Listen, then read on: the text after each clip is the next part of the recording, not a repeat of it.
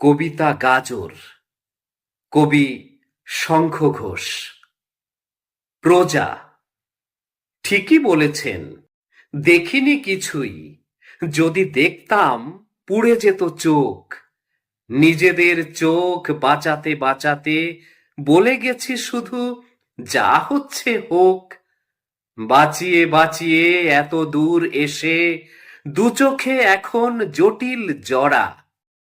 ঠিকই বলেছেন, যা কিছু ঘটছে ঘটেনি, আমারই মনে তা গড়া। রাজা। মনে আছে সেই পুরনো খেলাটা? আমি যেটা দেখি তুমি কি দেখো তা?